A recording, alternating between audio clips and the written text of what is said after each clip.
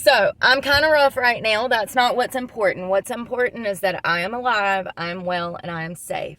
I want to talk to you guys. So I ended up checking myself into a mental health facility last week. I've been suffering with, I'm not doing this, I'm not crying. I've been suffering with anxiety. My ADHD since I got sober has just like come to a head. And it's so bad that I'm having like manic episodes where like mania, like I can't sleep, my anxiety. I now know that it's mania. I now realize that I'm suffering from insomnia from stress. I went to this retreat. It was a mental health retreat. They referred me to, they said I needed a higher level of care. So they referred me to Chapel Hill. So I walk into Chapel Hill on my own accord. Sorry, my lips are dry. It's like 20 degrees outside. You know what? My makeup looks really good and you guys can't even tell because that cheap ass Android. Anyways, my iPhone, I can't film on it. It just kicked the bucket. I've had it for less than a year and it won't let me take pictures. That's why I don't fuck with Apple. But anyways, I walk into the hospital on my own accord. I tell them, as I'm going in, they said, "Are you allergic to anything?" And I said, "Xanax. Don't put me on Xanax or anything like it because it makes me psychotic and I will attempt to hurt you."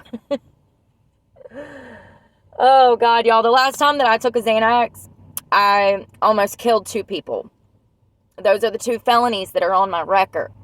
I do not take anything like Ativan, Xanax, Klonopin, any of those drugs. I don't know what it is, but I black out and I go plumb psychotic. It has the opposite effect.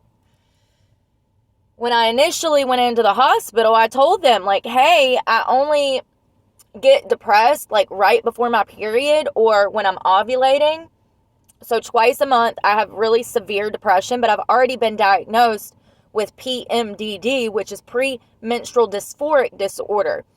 That disorder is one of the, like, it's so bad, y'all, when it comes to how you feel about yourself. You get body dysmorphia, and it happens like right before your period, and you want to die, and you think that, you know, the world is a bottomless, hellish pit, and you can't see the good in anything. Now, I was diagnosed with PMDD a little less than 4 years ago. When I got clean off of heroin, I decided to start taking care of my mental health. And I have a lot of trauma that has happened to me. Even stuff as recent as this past month. You know, I just left an abusive, toxic, damaging, codependent relationship. That trauma has made a lot of symptoms from my disorders come about, like boil to the surface. And so I knew that I needed to go figure out something, at least, in the very least, to help me sleep. Because, you know, taking tons of melatonin and Tylenol PM, it's not good for your liver and kidneys. And I'm taking 100 milligrams a night of fucking melatonin and still can't sleep. It was bad. It was really bad, y'all. And it's stress. I know it's stress. I know it's from my ADHD. I know it's from all of the trauma that I've been through. I walk into Chapel Hill. UNC Chapel Hill is supposed to be one of the top hospitals in the country. The best hospital in the state. They have completely thrown out the DSM, which is the diagnosis. Like, that's how you diagnose people. It's the diagnosis manual. And I'm probably saying some of this wrong, but y'all know exactly what I'm talking about. The DSM is how they diagnose patients with things such as bipolar disorder, schizophrenia, you name it. This is how they diagnose it. And it has all of the symptoms and, you know, all of the things that one would go through that actually has these disorders. Chapel Hill doesn't do assessments. They don't diagnose anyone. They only throw meds at you. Now, I'm a recovering addict. We all know this.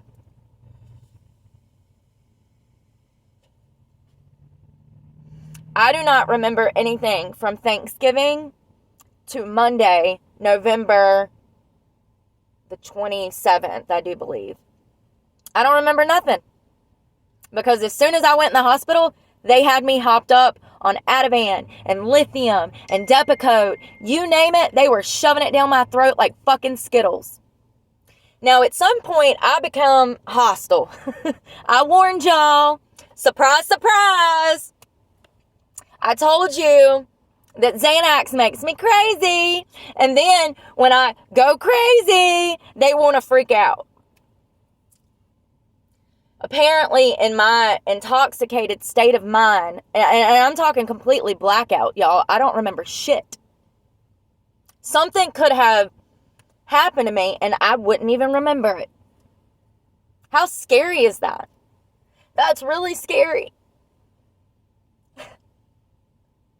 It was only when I threatened to sue them and contacted an attorney that they finally fucking let me go.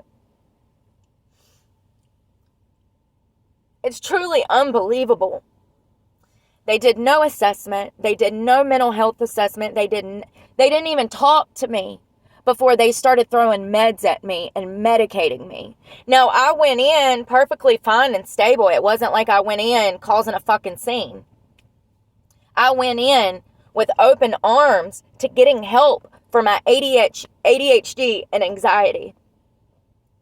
4 days later, in my drug-induced state of mind, hopped up on fucking Ativan and God knows what else. Seroquel. I do know that they were giving me enormous amounts of Seroquel and Ativan, and I don't even know what else, y'all. Lithium.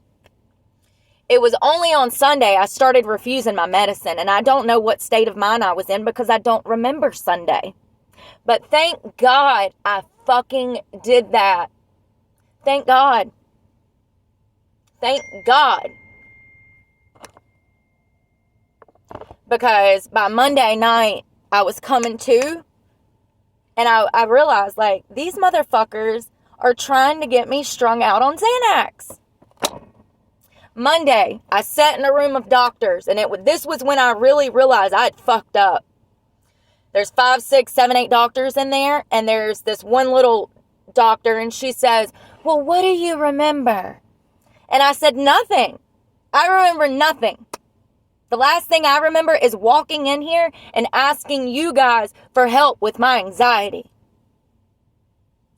She says, well, we're just going to continue on the medicine we already have you on. So you need to be taking your medicine. This is after she asked me what I remember. And I stated that I don't remember anything, that I'm drawing blanks when I take these medications. And I kept asking, when am I going to get an assessment? I want to know if I'm bipolar. I want to know if I'm schizophrenic. I want to know, if I'm anything other than ADHD. We don't do that. We don't diagnose. That's not really a thing anymore. Do what? I mean, if I'm out of the fucking loop, somebody let me know in the comments. But this sounds so fucking dangerous to me, and I'm not even a fucking doctor. You're just going to throw medicines at a patient who doesn't have schizophrenia or bipolar disorder, and you're going to give them mood stabilizers and medicine that's for schizophrenia and bipolar. Like, make it fucking make sense. How dangerous is that? Because I think that's extremely dangerous and stupid.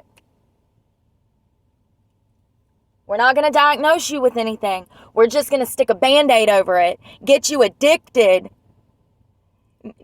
make you have to go spend money on a prescription every month.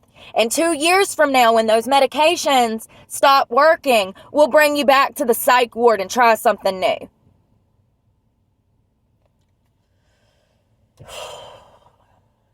You know what? This kind of ties in to another video I'm going to be doing. While I was in there, Monday, when I finally come to, I started working on my end of semester project, and I had the pleasure of reading this whole book. As you see that, I could only have a crayon. They gave me a pin at the end, y'all, but apparently Brooke lost her shit on the psych ward. I mean, I told you not to give me Xanax or Ativan or anything like that. It's all the same shit. Anyways, my point is, I got the pleasure of reading The Right Side of History. And in this book, he warns us. This book was written in 2019. I really want to know how Mr. Shapiro saw all of this shit coming, but he called it. Everything from the medical field to public schools are fucked.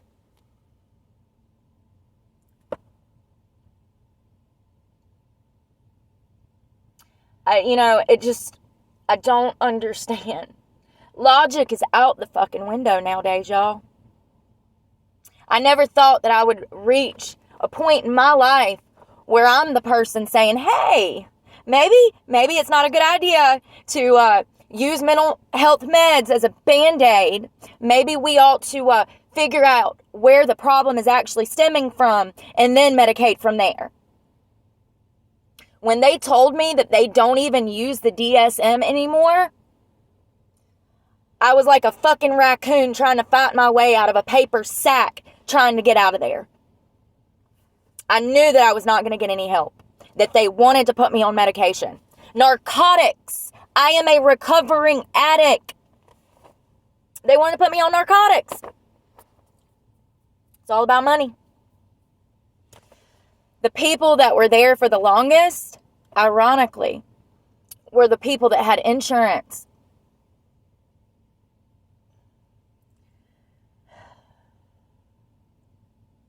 Ben warned us, and you know, it's kind of crazy that this book correlates with what I experienced trying to get mental health.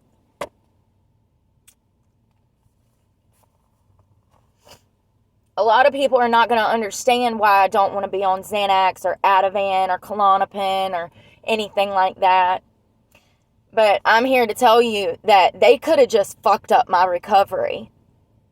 Because Monday, Tuesday, and today, I've had cold sweats from all of the Ativan and all of the medicines that they had me on last week. I've been having withdrawal symptoms.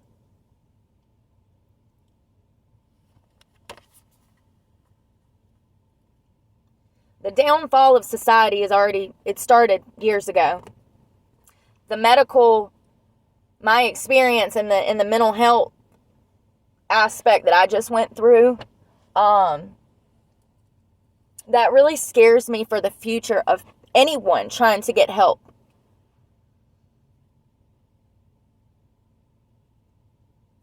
I don't understand why they would risk putting me on something like that when I distinctively said, hey, I get violent. The last time I took these substances, these pills, I almost killed 2 people.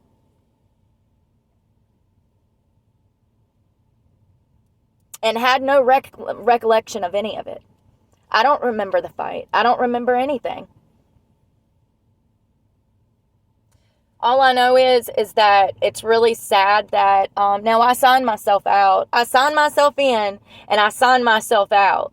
And they were not going to let me go until I contacted an attorney. That scared them. When I asked them for my attorney's number and I told them his name and I called him, I was out less than 24 hours later. There are people who are actively stuck there, one of which is a college student, who her mother is fighting to get her out.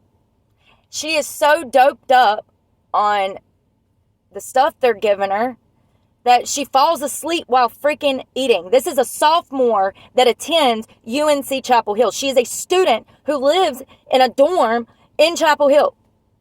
And she was stressed out about end of semester, testing and winter break and all of that. It's a lot. I can only imagine for a medical student. I can't imagine.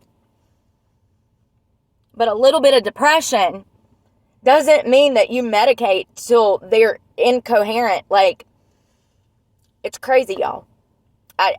I don't understand how it's even fucking legal. I don't understand how they haven't been sued before. I don't understand why there wasn't an attempt to help me, get me assessed.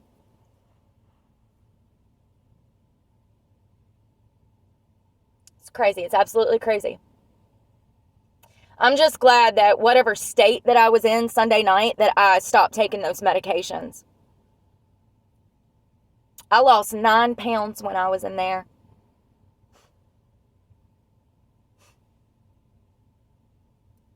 So I don't know what was going on, because obviously I was under the influence and completely black out mentally.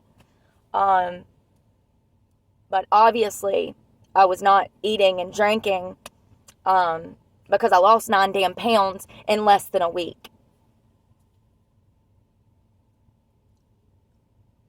It's so scary. I went there to get help, and they almost sent me right back out into using drugs. I mean, you know, if I would have got addicted to like Ativan or something, it would have been a wrap. It would have been a wrap. If I would have left that hospital with a prescription for Xanax, I would have been using drugs within a week. Heroin.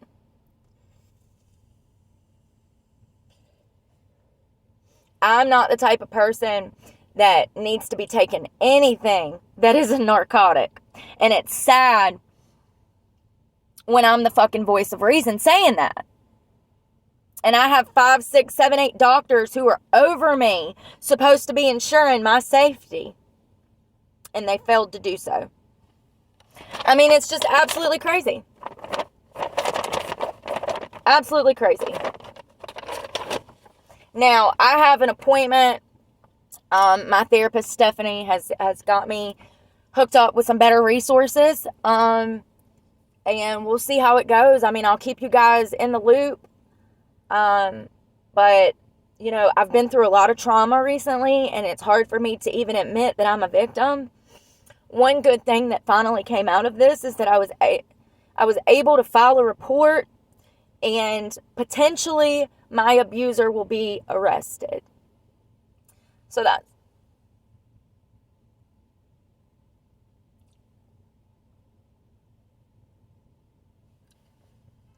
is one good thing. They're trying to figure out if it would be federal because he carried me across state lines into Virginia, or if it would be, you know, like local, you know what I mean? Like, if it would be federal charges or local charges. It's just, you know, it's a lot, y'all, and it's a lot for me to admit. And it's hard to talk about these things. But I just wanted to be kind of transparent with y'all that this is what I'm going through currently. I'm stressed. I'm fucking stressed. It seems like the better I do for myself, the worse my life gets, and it makes no fucking sense. But I'm going to continue to stay clean. And that includes all of fucking mental health drugs. Like, Jesus, that was fucking scary. That is a slippery slope, you guys. I don't know what would have happened to me if I wouldn't have refused those medications on Sunday night. Because I refused those medications, by Monday night, I was finally coming back into my body. That's not something to fucking play with.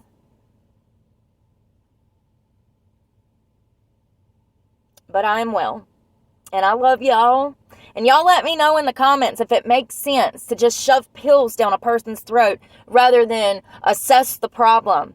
Figure out if they're suffering from something like, say, schizophrenia or bipolar disorder.